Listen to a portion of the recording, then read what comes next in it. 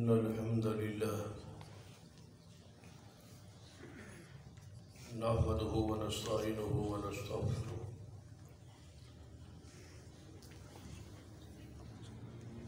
ونعوذ بالله من شرور أنفسنا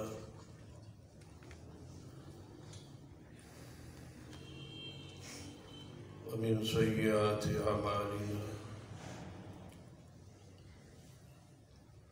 من يهد الله فلا مضل له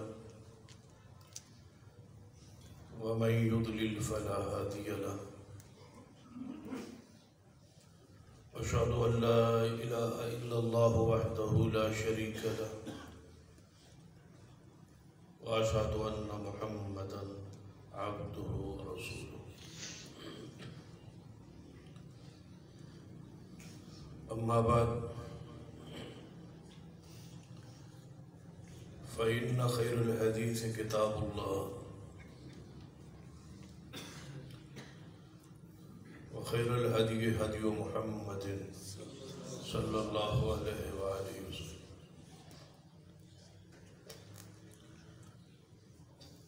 وشر الأمور محدثاتها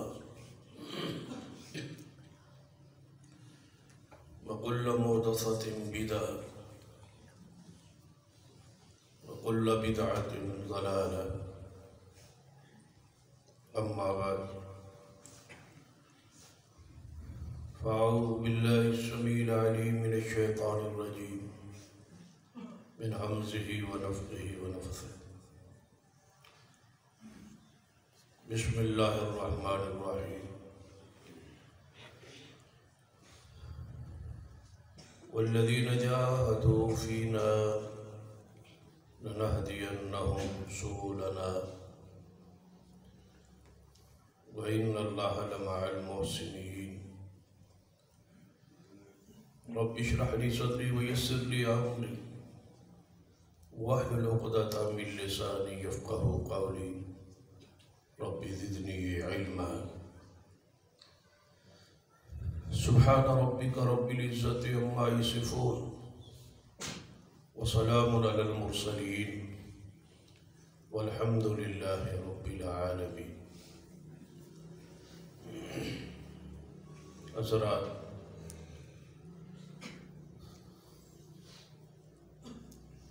گزشتہ کے خطبات کے اندر یہ بات بیان ہوئی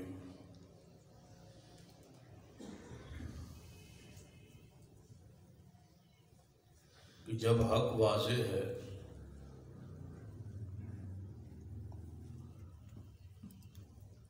اور اس پر منزل من اللہ یعنی آسمانی دلائل موجود ہیں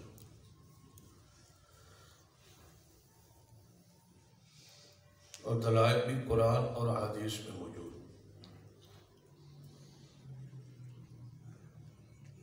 لیکن اس کے باوجود اکثریت لوگ کی جو ہے وہ شرک پر ہے، بدعت پر ہے، خرافات پر ہے، کفر پر ہے. زیادہ تعداد کفار کی اور پھر مسلمانوں میں سے بھی بہت سارے لوگ گمراہی کا شکار ہیں. اس کی وجوہات کیا کہ لوگ حق قبول کیوں نہیں کرتے، جبکہ اہل باطل کے پاس دلائل بھی نہیں.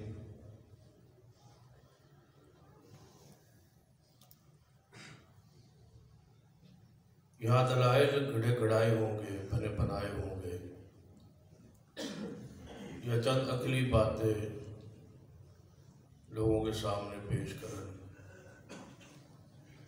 انہیں ایسے دلائل نہیں ہے جن پر دل مطمئن ہو سکے، لیکن اس کے باوجود اکثریت جو ہے وہ گمراہوں کی.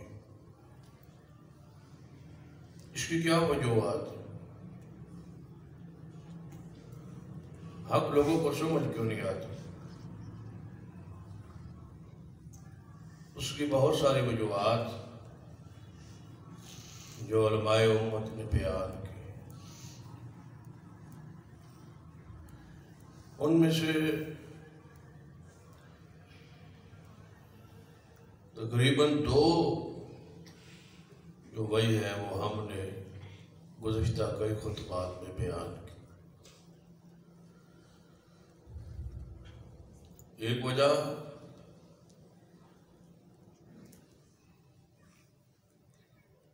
کہ جہالت ہے معاشرے میں، جس جہالت کی وجہ تو وہ غور و فکر ہی نہیں کرتے، تدبر ہی نہیں کرتے۔ اور دوسری وجہ کہ بہت سارے لوگ دنیا میں ایسے ہیں جو جہاں لگا ہے اس پر خوش ہے، اور حق کی تڑپ اور حق کی چاہت اور حق کی طلب نہیں ہے۔ رب کا اصول قانون یہ ہے کہ جب تک حق کی تڑپ نہ ہو، تلاش نہ ہو، تو پھر اللہ تعالیٰ اسے ہدایت نہیں دیتا۔ ہدایت نہیں ضروری ہے کہ تڑپ بھی دل وچ اندر ہو۔ اس پر 2 خطبات کے اندر دلائل ذکر ہوئی۔ آج گزارشات کے اندر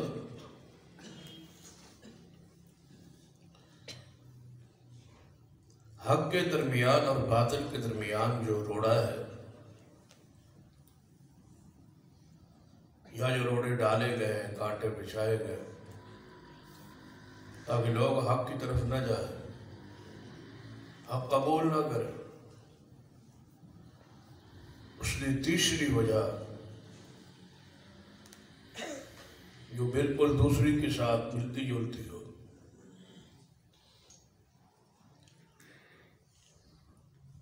جس میں سے تڑپ بھی نظر آئے اور ساتھ تیسری اصل جو وجہ ہے جس وجہ سے لوگ حق قبول نہیں کرتے، یہ غلط فہمی ڈال دی گئی، دل و دماغوں میں یہ بات پھیلا دی گئی ہے، ڈال دی گئی ہے کہ ہم ان پڑھ لوگ ہیں، جاہل لوگ ہیں، دین سمجھنا ہر بندے کے پاس کی بات نہیں ہے، یہ بڑا مشکل دین ہے، قرآن مشکل ہے، احادیث مشکل ہے، بہت سارے علوم پر جب تک دسترس نہ ہو قرآن اور حدیث سمجھ نہیں آ سکتا، لہٰذا یہ قیامت والے دن ہی پتہ چلے گا کہ حق کیا ہے اور باطل کیا ہے۔ اب اس طرح کریں کہ دنیا اندر جس پر آپ لگے ہیں اسی پر وقت گزاریں، قیامت والے دن پتہ چلے۔ ذرا آپ سوچیں، ایسی کہ کوئی شک نہیں کہ قیامت والے پتہ چل جائے گا حق کیا ہے اور باطل کیا ہے، جھوٹ کیا ہے، سچ کیا ہے، جنت میں کون ہے، جہنم میں کون ہے، لیکن پتہ چل جائے گا جب قیامت والے دن فائدہ کیا ہو۔ بندے کے سامنے جہنم نظر آ رہی ہے اور بندہ کہے کہ مجھے آج پتہ چلا ہے حق ہے یہ ہے اور باطل یہ ہے، تو کیا اس کو دنیا دوبارہ آن دیتا جائے؟ کیا کوئی قانون ہے کہ اس کا یہ عذر، یہ بہانہ قیامت والے دن قبول ہو جائے کہ یا اللہ مجھے سمجھ نہیں آیا تھا، میں جاہل آدمی تھا، لہذا مجھے دنیا میں دوبارہ بھیجو؟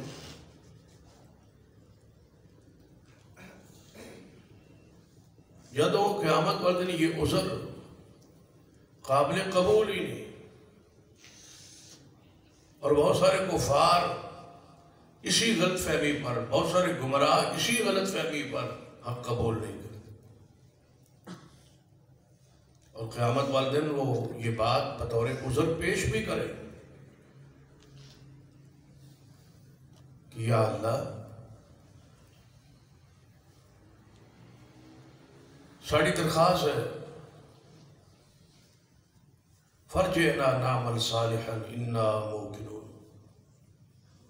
ہمیں یقین ہو گیا ہے کہ یہی حق ہے، اب ہماری گزارش یہ ہے کہ ہمیں دوبارہ دنیا میں بھیج، انا نعمل صالحا ونعمل صالحا،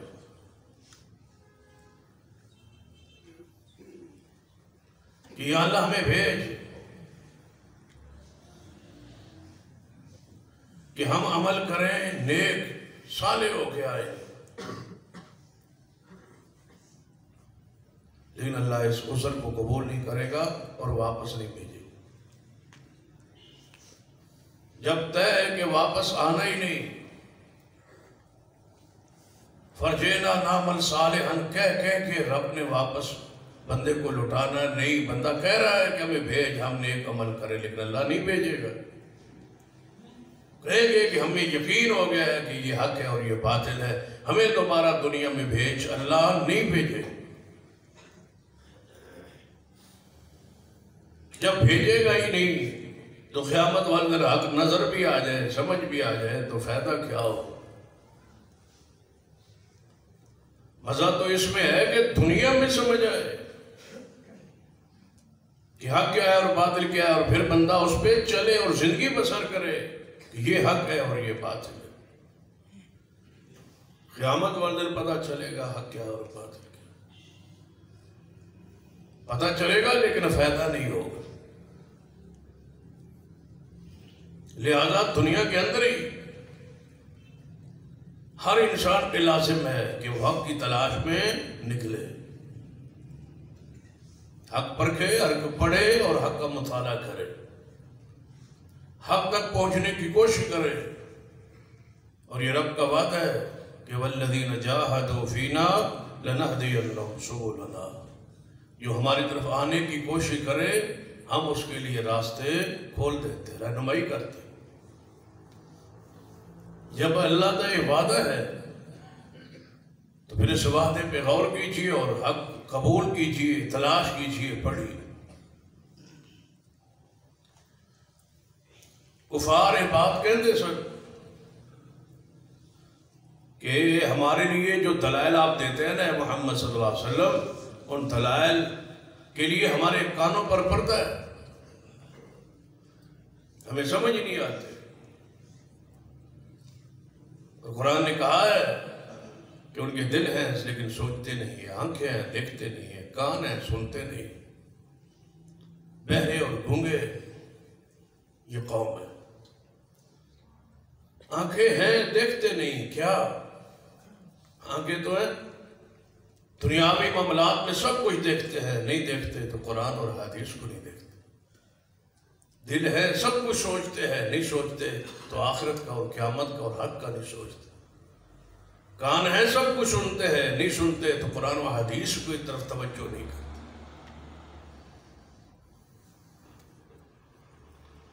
لہذا اپنی بصیرت، اپنا دل و دماغ ذرا کھولیے قرآن کے لیے، حدیث کے لیے اور آپ کے لیے۔ دین انتہائی آسان ہے، اس غلط فہمی سے نکلی۔ ایس بات اس بھی کوئی شک نہیں کہ قرآن و حدیث میں بہت سارے مشکل مسائل ہیں، وہ ہماری سمجھ سے، عام آدمی کی سمجھ سے پالا ہے۔ اگر ہم بھی اس مقام پہ کھڑے ہو کے بھی سمجھانا چاہے تو ہم نہیں سمجھا پائیں گے، جس کے لیے بڑے علماء کی اور کبار علماء کی ضرورت۔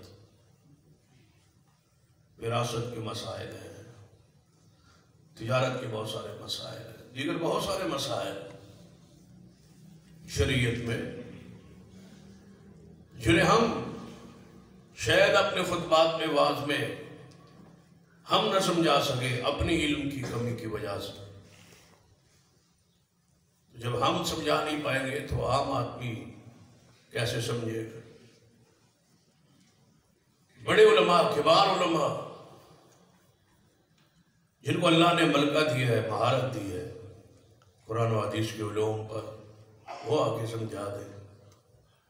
لیکن یہ بات یاد رکھے کہ جو سوالات قبر میں آپ سے ہونے ہیں، ہر بندے سے ہونے ہیں، عالم ہو، جاہل ہو، حامی ہو، خاصی، کوئی ہو، سوالات قبر کے ایک ہی ہیں۔ صحابی ہو، تابعی ہو، تبع تابعی ہو، محدث ہو، امام ہو، بزرگ ہو، قبر میں سوالات ایک ہی ہیں اور ان کے جوابات بھی ایک ہی ہیں۔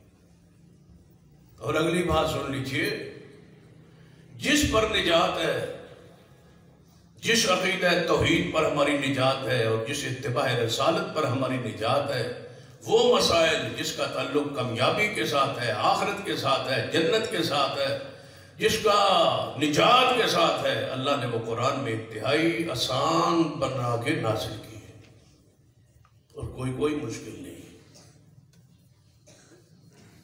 کیونکہ عامی آدمی سے نہیں پوچھا جائے گا کہ تجارت کے مسائل کو تم جانتے تھے یا نہیں، طلاق کے احکام و مسائل تم جانتے تھے یا نہیں، وراثت کے مسائل تم جانتے تھے یا نہیں۔ یہ تو سوال ہی نہیں ہے، سوال تو یہ ہو رہا ہے کہ شرک کیا ہے یا نہیں، توحید پر تم رہے ہو یا نہیں۔ جب سوال یہ ہے،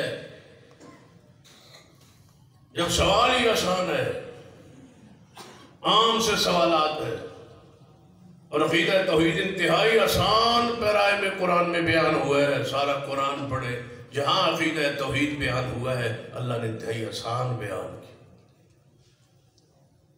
مثلا اللہ بیان کرنا چاہتا تھا کہ جن قبر والوں کو تم پکارتے ہو، جن مردوں کو تم پکارتے ہو، جن بتوں کو تم پکارتے ہو، یہ تمہاری پکار نہیں سنتے اور تمہارے مشکل حل نہیں کر سکتے۔ اس کے بارے میں سوال ہے قیامت والے دن۔ اب رب نے یہ مسئلہ بیان کرنا تھا، اب اس کی مثال قرآن میں دیکھ لیں کتنی آسان ہے۔ جس کے لیے پڑھا لکھا ہونا، ڈگریوں کا مالک ہونا کوئی شے بھی نہیں ہے، ان پڑھ کیوں نہ ہو اس کو سمجھ آ جائے۔ اللہ فرماتے ہیں ایک کنواں ہو، ذرا غور کرنا رب کی مثال پر اور اس انداز پر اور اس سادہ سے مثال اور واقعے پر، اب حیران ہوں گے کہ اللہ اس عقیدے کو کتنا آسان انداز میں سمجھاتا ہے۔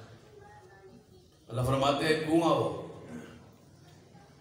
ایک کنواں ہے، اس کنویں کے اوپر پیاسا آدمی کھڑا ہو۔ اب کنواں کی حقیقت سمجھنے واسطے کچھ علم کی، دنیاوی کوئی عصری علوم کی یا میٹرک ایف اے کی ضرورت ہے؟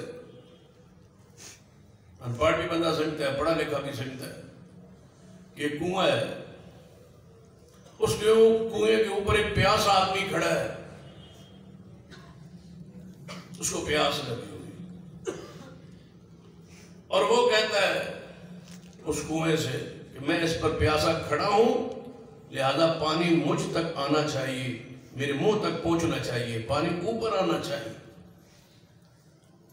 تو اللہ فرماتے ہیں کہ ساری زندگی میں کھڑا رہے، مر تو جائے گا لیکن وہ پانی اوپر نہیں آئے۔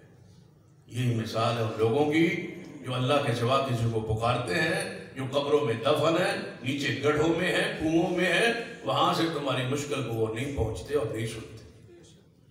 ہاں بتاؤ کتنی سادہ مثال۔ اور بندہ کہے کہ میں نے سمجھ نہیں آتی، بھئی سمجھ تو تب آئے جب سمجھنے کے ارادے نیت سے گھر سے نکلا ہو اور اس بات پر طے ہو گیا ہو کہ ہو سکتا ہے میرا عقیدہ غلط ہو۔ جب رسول اللہ فرما گئے کہ 73 گروہ میں سے 72 گروہ جہنم میں جائیں گے، 1 گروہ جنت میں جائے گا، کہیں میرا شمار باطل گروہ میں نہ ہو، ذرا تحقیق تو کر۔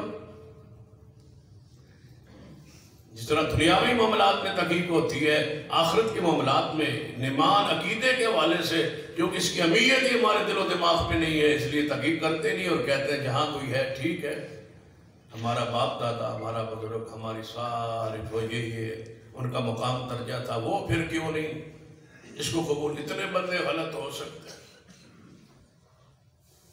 اتنے بندے غلط ہو سکتے، بھائی کس نے کہا اتنے غلط نہیں ہو سکتے؟ کیا نبی علیہ السلام تھوڑے نہیں تھے؟ صحابہ کرام زیادہ کون تھے؟ کفار تھے اور وہ غلط نہیں تھے۔ ابراہیم علیہ السلام حق پر تھے، اکیلے تھے، ان کے باپ اور ان کا خاندان اور ان کی قوم اکثریت میں تھی لیکن غلطی پر تھی۔ فرعون اس کے حواری زیادہ تھے لیکن غلطی پر تھے۔ نمرود اور اس کے ساتھی تھے اور غلطی پر تھے۔ جو قومیں تباہ برباد ہوئی وہ ساری غلطی پر تھی۔ یہ کس نے کہا ہے آپ کو کہ زیادہ بندے گمراہ نہیں ہو سکتے، زیادہ بندے غلط نہیں ہو سکتے؟ یہ کیسے ہو سکتا ہے؟ یہ کوئی اصول ہی نہیں ہے شریعت میں کہ زیادہ بندے یا اتنے بندے غلط ہو سکتے۔ ساڑھے مسلک کے اتنے علماء ہیں، کبار علماء ہیں اور بڑے بڑے پگڑیاں اور گدیاں ہیں، وہ غلط ہو سکتے ہیں؟ بھائی ہو سکتے ہیں۔ قرآن پاک کو پڑھا نہیں ہے تو قرآن کیا کہتا ہے علماء کے بارے میں، پیروں بزرگوں کے بارے میں؟ یا ایھا الذین آمنوا ان کثیرا من الاحبار والرہبان لیأکلون اموال الناس بالباطل۔ اے لوگو، اے ایمان والو، ان کثیرا من الاحبار والرہبان، زیادہ علماء اور زیادہ پیر لیأکلون اموال الناس بالباطل، لوگوں کا مال باطل طریقوں سے کھا رہے ہیں اور وہ غلطی پر ہیں۔ قرآن کہتا ہے وہ غلطی پر ہے اور زیادہ غلطی پر ہے، کثرت مولویوں کی غلطی پر ہے۔ قرآن کہہ رہا ہے تم ان کو علماء سمجھتے ہو، رب نے فرمایا احبار۔ احبار کس کی جمع ہے؟ ہیبر کی۔ ہیبر بہت بڑے عالم کو کہتے ہیں، ساڑھے چھوٹے چھوٹے بندوں کو، واعظین، مقررین، خطباء کو ہیبر نہیں کہا جاتا، علم کا پہاڑ۔ عبداللہ بن مسعود رضی اللہ تعالیٰ جیسے صحابہ کو ہبر امت کے علم کا پہاڑ، اس کو ہبر کہا جاتا ہے، اس کی جمع احبار ہے۔ قرآن کہتا ہے بڑے مولوی، پڑھے لکھے، گہرے علم کے مالک، اکثریت ان کی جھوٹ کے انداز سے، طریقے سے، باطل انداز سے لوگوں کا مال کھا رہے۔ قرآن کہتا ہے زیادہ گمراہ ہیں مولوی، بڑے پڑھے، چھوٹے نہیں، بڑے ہبار، احبار، وہ بڑے جو ہے نا وہ گمراہ ہیں۔ والرہبان، اور صوفی، پیر، رہبانیت، دنیا سے الگ تھلگ، ملنگ، مجذوب، دنیا سے کٹے ہوئے، جنہیں ہم مجذوب کہتے ہیں، رہبان کہتے ہیں، دنیا کی پرواہ ہی کوئی، دنیا کی ایسی پرواہ نہیں، نہ نہاتے ہیں، نہ دھوتے ہیں، نہ شادی ہے، نہ خوشی ہے، نہ غمی ہے، مجذوب ہے، پاگل ہے۔ اللہ فرماتے ہیں یہ سارے ان کی اکثریت ایسے کی ہے جو لوگوں کا باطل طریقوں سے، باطل انداز سے مال کھا رہے۔ تو ہم کیسے کہہ لیں یار ساڑھے علماء غلط ہو سکتے ہیں؟ ایڈے ایڈے علماء دی قرآن کہہ رہا ہے کہ ایڈے ایڈے علماء جنہوں تسی آدھو نا انہیں دے وہی گمراہی کرتے۔ جب قرآن پاک آیا نا، قرآن پاک یہ آیت اتخذوا آبارهم ورهبانهم اربابا من دون اللہ، یہود و نصارہ نے اپنے بڑے بڑے مولویانوں، بڑے بڑے علماءوں اور بڑے بڑے بزرگانوں، صوفیانوں، پیرانوں اپنا رب بنا لیا سی اللہ نو چھوڑ کے۔ یہودی عیسائیاں اپنے مولویانوں رب بنایا سی۔ کس نے کہا؟ قرآن۔ جدو آیت نازل ہوئی تو سیدنا عدی بن حاتم طائی رضی اللہ تعالی، حاتم طائی بہت بڑا صحابی تھا،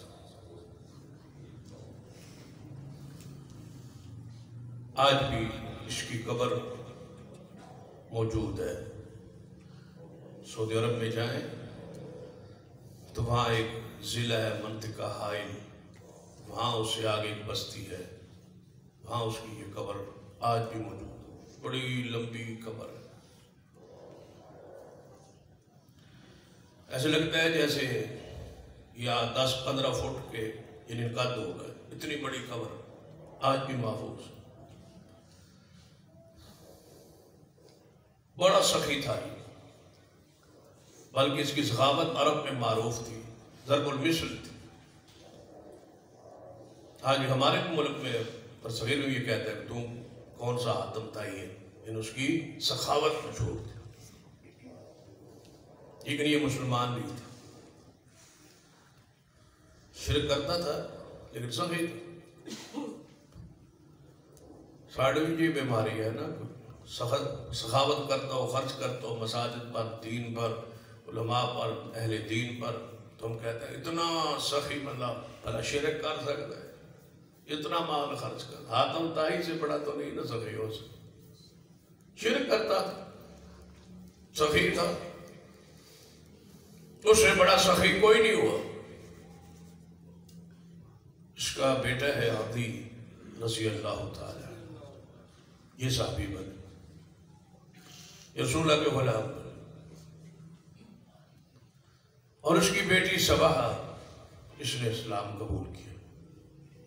اور بڑی مشہور وہ حدیث ہے کہ سباہا گرفتار ہو کے آئی تھی، اور رسول اللہ صلی اللہ علیہ وسلم نے اس کو پر اپنی چادر ڈالی تھی، پھر رسول اللہ کے پاس ہو رہی تھی، پھر آپ نے اسے پوچھا کیا چاہتی ہو؟ اس نے کہا میں آزادی رہائی چاہتی ہوں۔ آپ نے اس کو رہا کر دیا، فرمایا چلی جاؤ واپس اپنے علاقے میں، اور 4 صحابہ کو بھیجا کہ جاؤ اس کو چھوڑاؤ تاکہ راستے میں اس کی عزت غیرت بھی محفوظ رہے۔ 4 صحابہ جائے اور 4 مومن مل کے ایک گناہ پہ اکٹھے نہیں ہو گئے، چلے گئے۔ جب عدی نے دیکھا کہ میری بہن اور 4 جوان بندے ہیں اور ان کے ساتھ آ رہی، ایک طرف تو بھڑک کے غیرت تلوار اندر سے نکال لی، میں لڑتا ہوں مرتا ہوں، میری بہن ان کے ساتھ آ رہی، آگے سے بہن روک لیا، میں حدیث سن لو۔ فرمایا بتاؤ تمہاری حالت کیفیت، راستے میں آئی ہو کیسی گزری ہے؟ فرمایا میں نے تیری حویلی کے اندر بھی عزت غیرت نہیں پائی جو محمد کے صحابہ میں راستے میں پائی۔ اس کی کوئی فکر نہ کر، بس ایک خواہش لے کے آئی ہوں، اس لیے رہائی لے کے آئی ہوں کہ آؤ اس محمد کو دیکھتے ہیں صلی اللہ علیہ وسلم، رسول اللہ کو دیکھیں، اس کی زیارت تو کر، اس کے اخلاق تو دے، ان کی جماعت کی طہارت پاکیزگی دیکھ، لکھنے والا ہے محمد صلی اللہ علیہ وسلم، اور اسی بہن کے ذریعے عدی مسلمان ہو گئے۔ یہ دونوں بہن بھائی صحابی ہے، بہن بھی صحابیہ بنی ہے، بھائی بھی صحابی بنا ہے، اور بہن کے ذریعے اسلام لے آئے۔ بہن نے بھی کمال سے رسول اللہ کا نقشہ کھینچا ہے، اسلام کا نقشہ کھینچا ہے۔ اس کا وعدہ ہے نا کہ والذین جاہدوا فینا لنہدینہم سبلنا۔ سیدنا عدی بن حاتم رضی اللہ تعالیٰ عنہ جدوں یہ آیت مبارکہ سنی، اتخذوا احبارہم ورہبانہم اربابا من دون اللہ، کہ یہود و نصارہ اپنے بڑے بڑے علماء اور اپنے پیران بزرگانوں اللہ نو چھوڑ کے انہوں نے رب سمجھے سن۔ سیدنا عدی بن حاتم رضی اللہ تعالیٰ نے شاید مبارکہ نو سنن تو بعد بولے، فرمایا یا رسول اللہ صلی اللہ علیہ وسلم قرآن کہہ رہے ہیں کہ اسی یعنی عیسائی مذہب دے اندر، یعنی اسی عیسائیت مذہب اندر پہلے سا اسی علماء نو رب بنا دے سا۔ قرآن کہہ رہے ہیں کہ اسی پیرانوں بزرگانوں اور اپنے مولوی نو رب سمجھے سا۔ فرمایا یا رسول اللہ صلی اللہ علیہ وسلم جڑا قرآن نقشہ پیش کیتا ہے اسی تے اس طرح نہیں سی کر دے، میں جو عیسائی رہا اسی تے اس طرح نہیں سی کر دے، اسا کدے اپنے مولوی رب نہیں سی کیا، اسا کدے پیرانوں رب نہیں سی کیا، رب نہیں سی بنا دے، رب نہیں سی کہہ دے، تے قرآن تے کہہ رہے ہیں۔ یہ آیت تو ٹکرا رہی ہے کس سے؟ عقل سے، دماغ سے، امر واقع سے، کہ ہم اپنے مولویوں کو رب کہتے نہیں تھے۔ میں عیسائی رہا ہوں، عیسائی مذہب میں رہا ہوں، بعد میں اسلام قبول کیا آپ کی زیارت دیدار کے بعد، ہم اپنے مولویوں کو رب نہیں کہتے تھے، اور قرآن کہہ رہا ہے کہ ہم رب کہتے تھے۔ ذرا اس میرا ذہنی جو ٹکراؤ ہے، تضاد ہے، ذرا اس کو دور تو فرمائی۔ ہاں آج بھی تسی جا کے کسی نے کہو وہ تسی پیران رب آدھے لا حول ولا قوت الا باللہ، رب تو اللہ ہے جی، اسی کیوں آکھنا پیرانوں اللہ؟ ہم نہیں رب کہتے انہیں، ہم نہیں معبود کہتے انہیں۔ عدی بن حاتم کے دماغ ہے جی یہی آیت مبارکہ اسی وجہ تو ٹکرائی نا، یہ ساڑھے لیے ہدایت دا ذریعہ بڑھنا سی۔ آپ نے فرمایا یا عدی رضی اللہ تعالیٰ چلو تسی رب کہندے تے نہیں سی، لیکن اے تے دسنا جڑے مولوی چیز حرام کرنا نو حرام تے سمجھدیا ہو نا، جس چیز نو مولوی حلال آکھنا حلال تے آندے ہو نا، جس کو تمہارے بزرگ منع کرتے کہ یہ حلال چیز ہے یہ نہیں کھانی، منو رکھ من پیران دی دس ہے کہ بڑا گوشت نہیں کھانا، مجھے بزرگوں کی دس ہے کہ فوتگی والے گھر نہیں جانا، منو فلاں نے یہ بتایا ہے کہ آپ نے اپنے بالوں کا ایک حصہ نہیں مڑوانا، منو پیران دی رکھ ہے دس ہے کہ تو اپنے مرد ہو کے کرنا وچ والی پانی، منو بزرگاں دی دس اور رکھ ہے کہ اپنے ہاتھ چکڑا پڑا ہے، یہ کیا ہے؟ اتخذوا احبارهم ورهبانهم اربابا من دون اللہ۔